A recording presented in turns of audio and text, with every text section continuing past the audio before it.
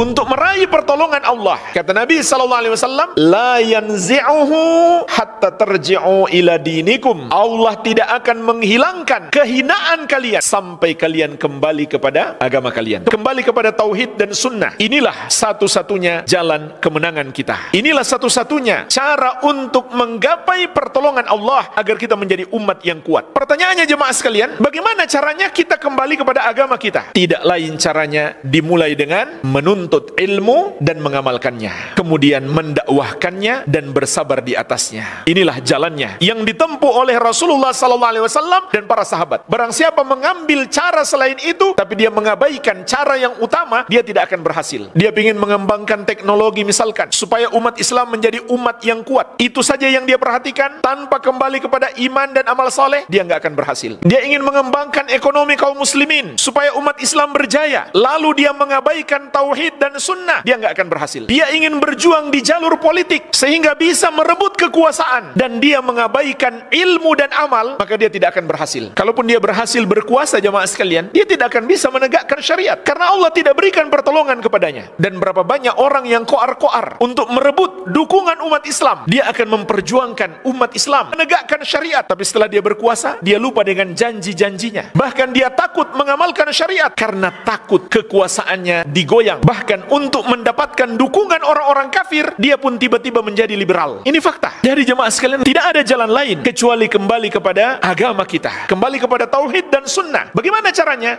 Kembali ke majelis ilmu, kembali kepada bimbingan-bimbingan para ulama, kembali menuntut ilmu, mendalami ilmu agama, kemudian berusaha mengamalkannya dan menyebarkannya di tengah-tengah umat. Allah Subhanahu wa taala mengabarkan, "Huwallazi arsala rasulahu bil huda wa dinil haqqi liyudhhirahu 'alad dini kulli walau karihal musyrikun." Dialah Allah yang mengutus rasulnya dengan membawa al-huda, petunjuk, dan dinil haq, agama yang benar, untuk dia menangkan di atas seluruh agama walaupun orang-orang musyrik itu tidak menyukai. Allah mengabarkan kepada kita dua kenikmatan yang Allah berikan kepada Rasulullah SAW, yang kalau kita berpegang teguh dengannya, kita akan dimenangkan oleh Allah dan akan ditinggikan melebihi seluruh agama. Yang pertama al-huda, petunjuk. Yang kedua dinil haq, agama yang benar. Maka yang dimaksud dengan al-huda, sebagaimana dijelaskan banyak ulama ahli tafsir, adalah al-ilmun nafi, ilmu yang bermanfaat. Sedangkan yang dimaksud dengan dinil haq, agama yang benar, adalah al-amal soleh, amal soleh, amalan yang sesuai petunjuk Nabi Muhammad sallallahu alaihi wa ala alihi wasallam. Jadi dengan apa umat Islam ini dimenangkan? Dengan ilmu dan amal. Itulah yang setiap hari kita minta kepada Allah, ihdinas siratal mustaqim siratal ladzina an'amta alaihim. Inilah jalan untuk kembali kepada kejayaan kita. Menuntut ilmu itu sendiri sudah merupakan ibadah yang sangat agung, dan dengan itu insya Allah kita dianugerahkan kebaikan dan dimudahkan masuk surga. Sebagaimana sabda Nabi sallallahu alaihi wasallam, "May yuridillahu bihi khairan yufaqihu fid din." Barang siapa yang Allah kehendaki kebaikan baginya, maka Allah akan pahamkan dia dengan agama. Juga sabda Nabi sallallahu alaihi wasallam, "Man salaka tariqan yaltamisu fihi ilman, sahalallahu lahu bihi tariqan ilal jannah." Barang siapa menempuh suatu jalan untuk mempelajari ilmu agama, maka Allah akan memudahkan baginya jalan masuk surga. Oleh karena itu jemaah sekalian, para penuntut ilmu, mereka itulah pejuang-pejuang Islam yang sebenarnya. Para ulama, orang-orang yang menyebarkan ilmu, para dai yang mengajak kepada tauhid dan sunnah, mereka itulah para pejuang Islam yang sejati. Semoga Allah Azza wa Jalla senantiasa menganugerahkan kepada kita ilmu yang bermanfaat dan amal soleh dan mewafatkan kita di atasnya.